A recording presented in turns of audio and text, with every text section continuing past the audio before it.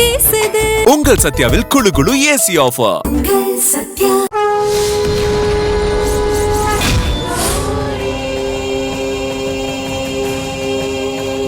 சரி சரி மாயா, நீ சொல்றதெல்லாம் சரி. இப்ப என்ன பண்ணலாம்? என்ன பண்ணலாம்? கனகாவை முடிக்கணும்னா முதல்ல அவளுக்கு சக்தி கொடுக்கற கனகதுர்க்கைய அடக்கணும். மாயா, நீ என்ன சொல்றன்னு புரியல. கோவில்ல இருக்கிற கனகதுர்கா அம்மனோட சக்திய முழுசா கட்டுப்படுத்தணும்னு சொல்றேன்.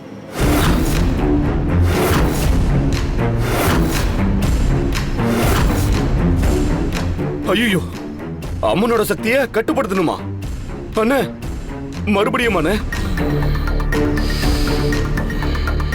மாயா, அந்த அம்மனோட சக்தியை கட்டுப்படுத்தி வைக்க நாங்களும் காலன் சாமியும் ரொம்ப கஷ்டப்பட்டோம். ஆனா நாங்க நினைச்ச மாதிரியே அந்த அம்மனோட சக்தியை பேழப்பட்டிக்குள்ள அடைச்சு ஆத்துல விட்டுட்டோம். அது வரைக்கும் நாங்க நல்லாதான் இருந்தோம். அதுக்கப்புறம் எங்க ராஜ்யம்தான். ஆனா அந்த அம்மனோட சக்தி மறுபடியும் வந்து எங்களை மறுபடியும் ஆட்டி படைக்குது. உன்னால எப்படி அந்த அம்மனோட சக்தியை கட்டுப்படுத்த முடியும்? ஜமீனையா, என்னால முடியாதது எதுவுமே இல்ல. என்னோட சக்திய பத்தி தெரியாம பேசிட்டு இருக்கீங்க. அப்படின்னா அதுக்கான வேலைய உடனே ஆரம்பி மாயா. உனக்கு துணையா நாங்க இருக்கோம். ஆனா இனி எக்காரணத்தை கொண்டும் கனகாவை இனிமே ஆடவிடக் கூடாது. உங்க விருப்பப்படியே கனகதுர்கா அம்மனோட சக்திய முடக்கிறதுக்கான மூல பூஜைய நாகவனத்துல இன்னைக்கே நான் பூஜைய ஆரம்பிக்கிறேன். இனிமே கனக தொல்லையே இல்லைன்னு உங்களையே நான் சொல்ல வைக்கிறேன்.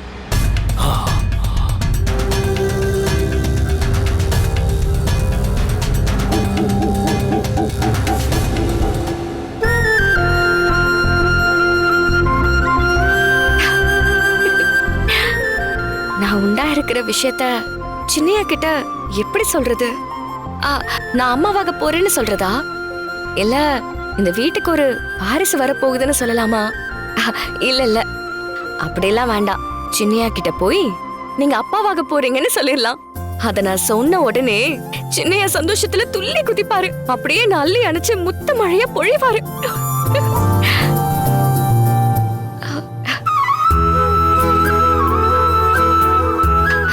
என் புள்ள வந்த நேரம் எனக்கு நல்லது நடக்க போகுது. நான் தான் துர்காங்கிறத சின்னையா தெரிஞ்சுக்க போற நேரம் வந்துருச்சு. சின்னையா கிட்ட போய் சொல்லுவோம்.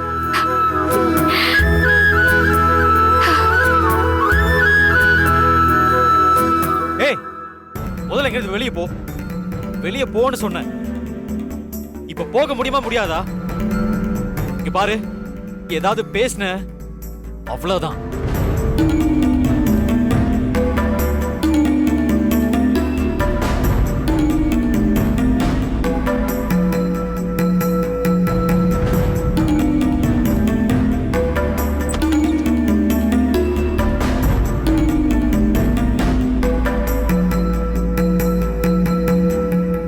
பாரு, நீ துர்காவா கனகாவான்லாம் எனக்கு தெரியாது.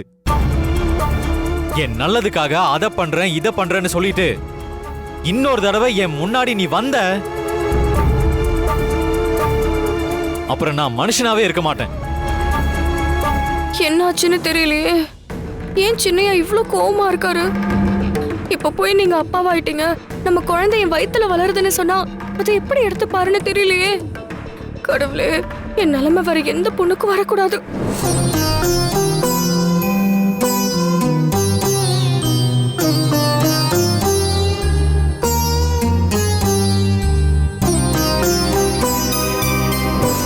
வைத்தியர் கூடையில சின்னையா போராடிக்கிட்டு இருந்தப்ப நான் அவரோட சேர்ந்து இருந்தேன்.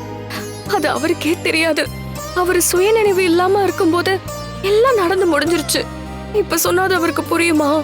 நான் சொல்றதை ஏத்துக்குவாரா? இப்ப சொன்னா கண்டிப்பா திட்டுவாரு. ஒருவேளை என் பேச்சு அவரை நம்பலனா அதை நிரூபிக்கிறதுக்கு என்கிட்ட ஆதாரம் எதுவும் இல்லையே. என்ன சொல்லி அவரை நம்ப வைக்கிறது? ஐயோ, இத வேற நாம யோசிக்கவே இல்லையே. அம்மா தாயே கனகதுர்கா, நீதான் எனக்கு ஒரு நல்ல வழியை காட்டணும். இங்க பாரு, இதுக்கப்புறம் என்ன டென்ஷன் பண்ற மாதிரி ஏதாவது பேசுன அவ்வளவுதான்.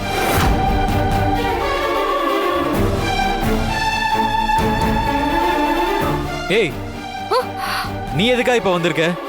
சொல்லு. உன் பங்குக்கு என்னத்தை உருட்டலான்னு வந்திருக்க? ஏய், உங்ககிட்ட தானே கேட்டுட்டு இருக்கேன். என்ன விஷயம் சொல்லு. ஓஹோ, இவ்வளவு மாதிரியே நீயும் நான் தான் துர்கான்னு சொல்ல வந்தியா? இல்ல என் அம்மாவை பத்தி சென்டிமெண்டலா பேசி என் மனசுல இடம் பிடிக்கலான்னு வந்தியா?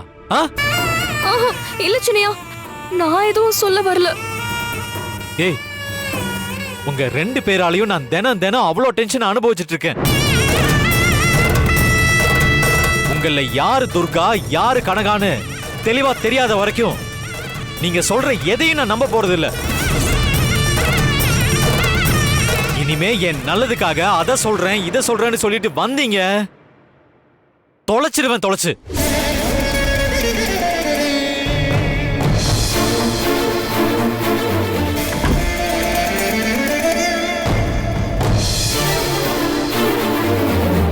ஏய், உனக்கு கொஞ்சம் கூட ஈவ இறக்கமே இல்லையா? என் உயிரை வாங்குறதுக்குனே வந்தியா? சின்னையா எப்படி திட்டிட்டு போறாருன்னு பார்த்தல. உன்னால எனக்கு ஏன் இந்த வசவு?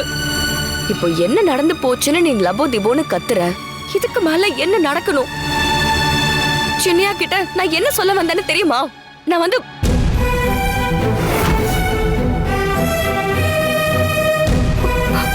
நீ எல்லாம் ஒரு மனுஷியே கிடையாது. உன்கிட்ட என்ன பேச்சு வேண்டி கிடக்கு? நீ கல் நெஞ்சக்காரி. ஒரு பொண்ணு இப்படி எல்லாம் இருப்பாளா? நீ எல்லாம் திருந்தாத ஜென்மம். உன்கிட்ட நான் எதுக்கு பேசணும்?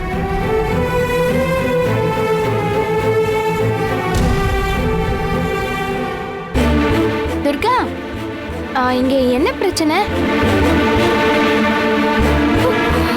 இவ எதுக்கு உன்னை திட்டிட்டு இருக்கா? ஏய் கௌரி, நீ என்ன சின்ன குழந்தையா? நீயும் இப்போ பெரிய மனுஷி தானே. அவளை போய் துர்காங்கிற? நான் தாண்டி உன் சித்தி.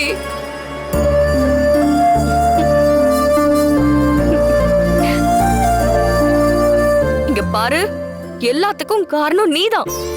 என் கௌரியையும் மயக்கி கைக்குள்ள போட்டுக்கிட்ட. இன்னும் எத்தனை நாளைக்கு நீயும் துர்காவா நடிக்கிறன்னு நானும் பாக்குறேன்.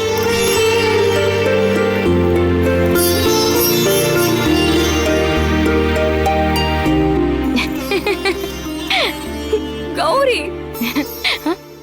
உன்னை பொத்தி பொத்தி வளர்த்தவ நாண்டி. இங்க நான் அழுதுகிட்டு இருக்கேன். நீ என்னடானா அந்த பாசாங்கக்காரியோட சேர்ந்து பல்ல காட்டிக்கிட்டு இருக்க. இப்ப சொல்ற நல்லா கேட்டுக்க. இன்னும் 3 நாள் தான்.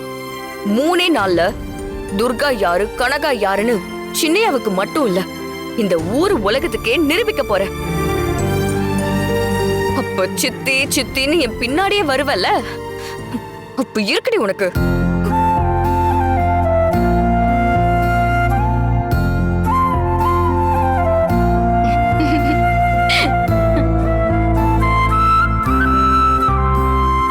அம்மா, இன்னைக்கு என்னாச்சு? உன்னை துர்கா சிறப்பா அர்ச்சனை பண்ணிட்டு போறா. என்ன கேட்டா எனக்கு என்ன தெரியும்? போய் உன் சித்திக்கிட்டே கேளு. எல்லாம் தெரிஞ்ச நீயே எதுவும் தெரியாதுன்னு சொல்றியே. இதுவும் உன் விளையாட்டு தானே? காரணம் காரியம் இல்லாம கலகம் பண்ண மாட்டியே நீ. நீயும் துர்காவும் என்னுடைய குழந்தைங்க. நான் எது பண்ணாலும் உங்க நல்லதுக்காக தான் பண்ணுவேன்.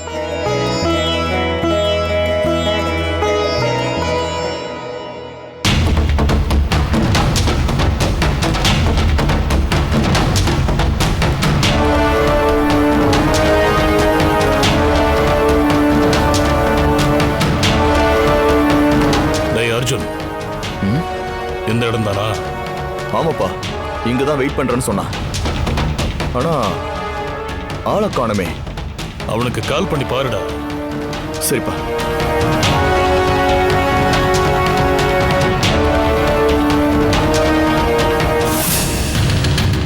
நீங்கள் டயல் செய்த எண் இப்போது ஸ்விட்ச் ஆஃப் செய்யப்பட்டுள்ளது. தயவு செய்து. என்னாச்சு? அப்பா, போன் சுவிட்ச் ஆஃப்னு வருது.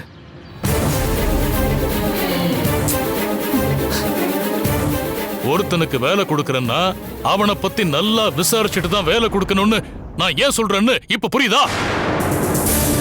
பாரு இப்ப நேர்ல வரேன்னு சொன்னவன் ஆளை காணோம். கால் பண்ணா சுவிட்ச் ஆஃப்னு வருது. உன்னை நம்பி ஒரு பொறுப்பை ஒப்படைச்சா இப்படித்தான் சொதப்புவியாடா? இல்லப்பா, அது வந்து என்ன நொல்லப்பா. ஏய், அவன் கிட்ட நாம ஒப்படைக்கணும்னு நினைச்ச வேலை சாதாரண வேலைன்னு நினைச்சிட்டியாடா? இப்படி ஒரு ரெஸ்பான்சிபிலிட்டி இல்லாத ஆள எப்படிடா நம்பி இவ்வளவு பெரிய வேலையை கொடுக்கறது? நீ இதுவரைக்கும் உருப்படியா ஏதாவது வேலை பார்த்திருக்கியா? நீ ஜமீன் பரம்பரைன்னு சொல்லிடாத. ச்சே.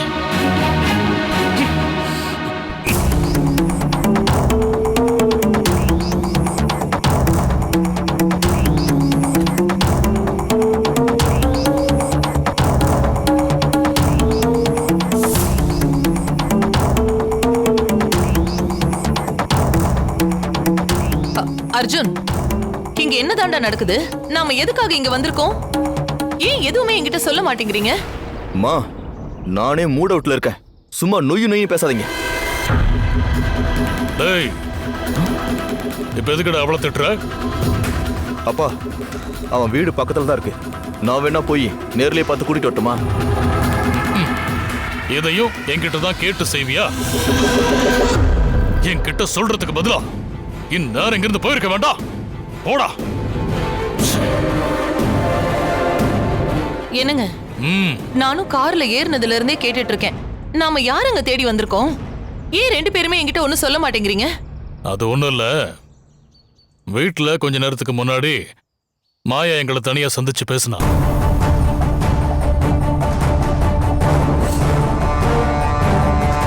அந்த கனகாவுக்கு துணையா இருக்கிற கனகதுர்கை அம்மனோட சக்திய நம்ம உடனே கட்டுப்படுத்தி ஆகணும். அதுக்காக நான் இன்னைக்கே நாகவனத்துக்கு போய் நாகபந்தன எந்திர பூஜைய தொடங்க போறேன்.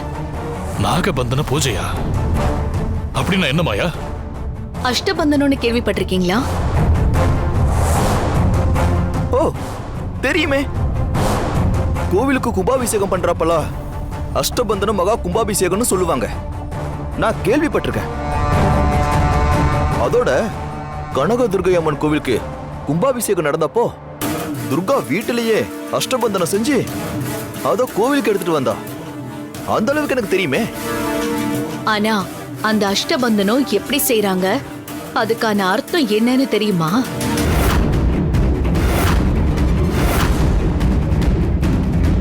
நானே சொல்றேன். கொம்பருக்கு குங்கிலியம், சதிலிங்கம், செம்பஞ்சு, தேன் மெழுகு, எருமை வெண்ணெய், காவிக்கால் சுக்காந்தூள்னு 8 விதமான வஸ்துக்களை சேர்த்து செஞ்ச கலவைதான் அஷ்டபந்தனம். கோவில் கட்டி முடிச்சதும் யாகசாலை அமைச்சு ஹோம வளர்த்து அஷ்டபந்தனம் செஞ்சு அது மேலதான் சாமி சிலைய பிரதிஷ்டை பண்ணுவாங்க. சொல்லப்போனா சாமிக்கே சக்தி கொடுக்கறது தான் அந்த அஷ்டபந்தனம்.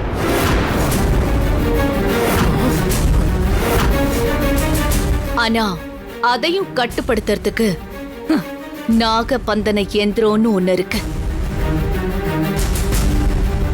இன்னைக்கு நாகவனத்துல நான் செய்ய போற பூஜையில நாகபந்தனத்தை வச்சுதான் உருவேத்த போறேன். என்னோட பூஜைக்கு அப்புறம் அந்த இயந்திரத்தை கொண்டு போய் கனகதுர்கா சிலைக்கும் அத பிரதிஷ்டை பண்ணிருக்கிற அஷ்டபந்தனத்துக்கும் இடையில பதிச்சிட்டோம்னா அந்த கனகதுர்காவோட சக்தி காணாம போயிடும்.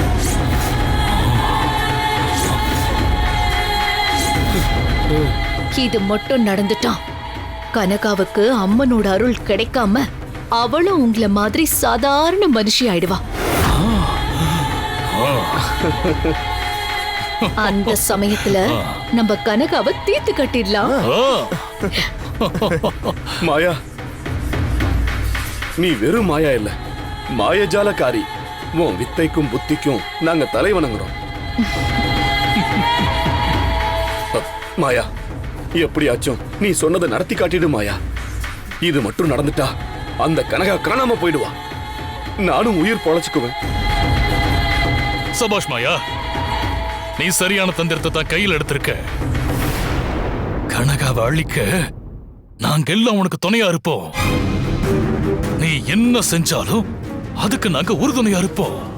சந்தோஷம் ஜமீன் ஐயா.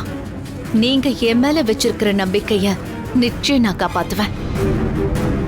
அப்புறம் ஒரு முக்கியமான விஷயம். சொல்லு மாயா, என்ன? நாகபந்தன யந்திரத்தை கனகதுர்கா அம்மன் கோவில்ல கொண்டு போய் வைக்கணும். ஆனா என்னால அந்த எல்லைக்குள்ள போக முடியாது. எனக்கு கருவறை உள்ள போக அந்த கோவிலுக்குள்ள போகிறதுக்கு கூட அனுமதி இல்ல. அதனால நான் கொடுக்கிற நாகபந்தனத்தை கனகதுர்கா அம்மனோட சிலைக்கு அடியில வைக்க ஒரு ஆளை ரெடி பண்ணுங்க. அவன் எதுக்கும் துணிஞ்சவனா இருக்கணும்.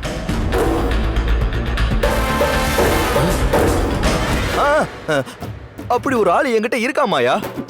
அவன் பேரு காத்து சேகர். காத்து நுழைய முடியாத இடத்துல கூட நுழைஞ்சி அவன் கைவரிசையை காட்டிடுவான். திருட்டு தொழில அவன் ஜெகஜால கில்லாடி. இந்த மாதிரி வேலைக்கு அவன் தான் சரியான ஆளு. டேய், என்னடா சொல்ற? காத்து சேகரா? பேரே வித்தியாசமா இருக்கு. திருட்டு பையனை வர சொல்ற? டேய், நாம சொல்ற வேலையை விட்டுட்டு அவன் கைவரிசையை காட்டிட போறான்டா. இதனால ஏதாவது பிரச்சனை வந்துட போகுது. அப்பா, அதெல்லாம் வராதுப்பா. ஒத்துக்கிட்ட வேலைய கச்சிதமா செஞ்சு முடிச்சுட்டு வந்துருவான். ஆனா என்ன, கொஞ்சம் கோவக்காரன். நாம தான் அவன்கிட்ட கொஞ்சம் நிதானமா நடந்துக்கணும். டேய் அர்ஜுன், மாயா நமக்காக எவ்வளவு பெரிய காரியத்தை பண்றான்னு உனக்கே தெரியும். உன்னை நம்பிதான் இந்த பொறுப்பை ஒப்படைக்கிறேன். எதுவும் சொதப்பிட மாட்டியே. அப்பா, இன்னும் நம்புங்கப்பா. நான் ஏன் இவ்வளவு கான்பிடண்டா சொல்றேன்னா, அவன் வேலைக்காரப்பா. காத்து சேகர்ன்ற பேருக்கு ஏத்த மாதிரி அவனை ஆள பிடிக்கிறதே கஷ்டம். நான் அவனை இப்பவே போன் பண்ணி ரெடியா இருக்க சொல்றேன். பண்ணு பண்ணு பண்ணு, சீக்கிரம்.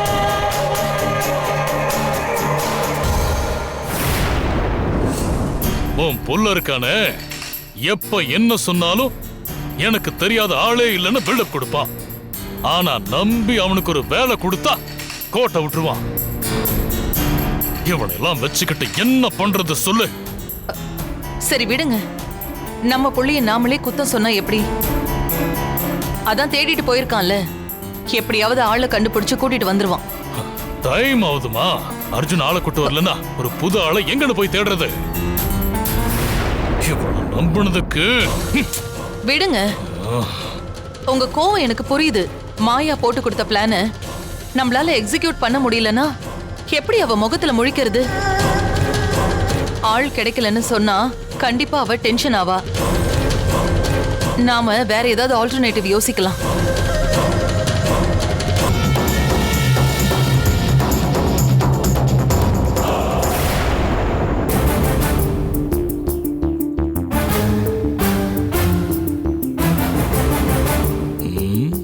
டேய், என்னடா நீ மட்டும் வர?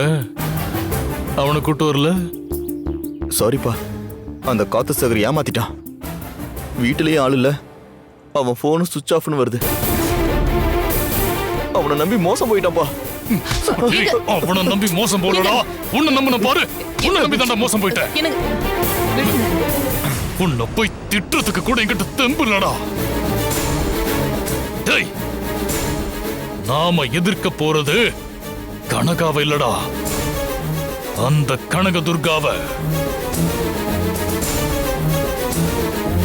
அந்த அம்மனையை அடக்கி வைக்கிறதுக்கு மாயா ஒரு சூப்பர் மேட்டரை கையில் எடுத்திருக்கா.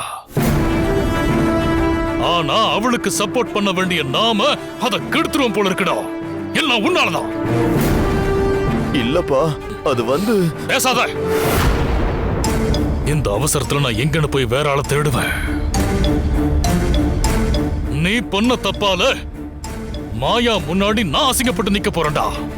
சே, போ போய் வண்டியாடு. அப்பா ம், நான் வேணா ஆளப்பாக்கத்துக்கிட்ட கிருஷ்ணான்னு ஒருத்தர் இருக்கான், அவன்கிட்ட பேசி பார்க்கட்டுமா? டேய், மரியாதையா கார்ல ஏறு. ஆ.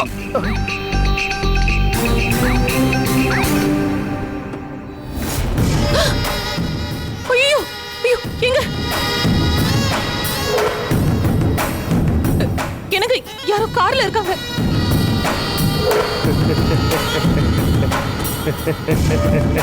டேய், யாரா நீ? ஆ? நானா? அப்பா ஆ? இவன் தான்ப்பா காத்து சேகரு.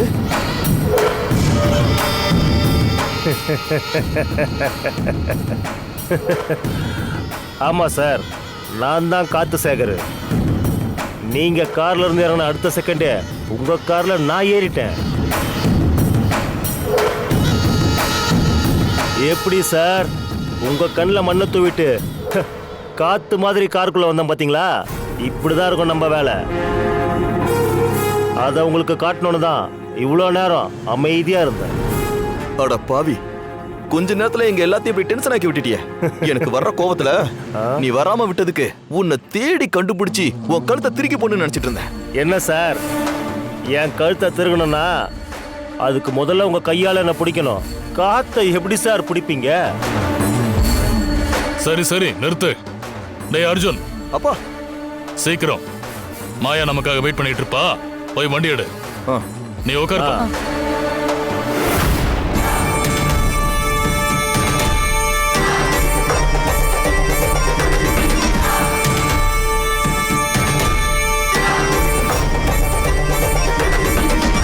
குளு குளுன்னு காத்து வீசுது. உங்கள் சத்யாவில் குளு குளு ஏசி ஆஃபர். உங்கள் சத்யா.